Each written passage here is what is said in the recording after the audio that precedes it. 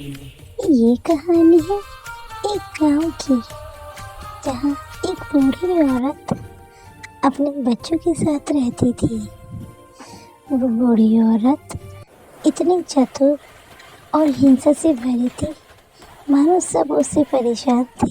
बूढ़ी औरत के रवैये से उसके पड़ोसी और आसपास के लोग बहुत परेशान थे, बल्कि उसके खुद के बेटे और बहू घर छोड़ के जा चुके थे उस बूढ़ी औरत के बुरे रवैये की वजह से। बड़ी बहू के घर जाने की वजह से मानो उसे गहरा सदमा लगा हो। उस बूढ़ी औरत की पति की मृत्यु होने के कारण बच्चों की परवरिश सही नहीं कर पाई। बच्चे अपनी मनमानी करते थे, एक दूसरे के साथ मारपीट करते थे। बड़ा भाई छोटे बहन भाइयों को छोड़ के अपनी पत्नी को लेकर चला जाता है। बुरे माँ के रवैये के साथ बच्चे बहुत परेशान थे। बड़ी बहन की तो शादी हो जाती है, बची छोटी बहन जिसकी परवरिश सही ना होने के कारण कोई उससे शादी नहीं करता। बहन की बढ़ती उम्र को लेके भाई बहुत चिंतित थे।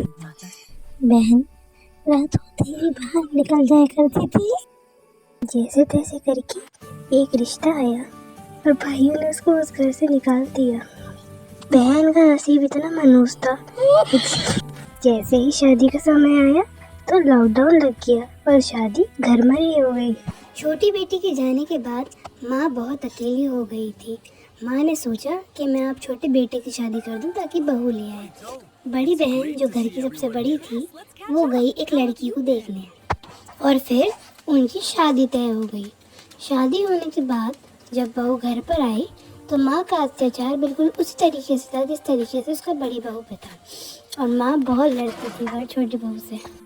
कुछ समय बाद उनके यहाँ बेटा हुआ और माँ इतनी लालची थी कि वह दहेज की मांग करती थी और अपने बेटे को मारती थी कि अपने घर से दहेज मंगवा।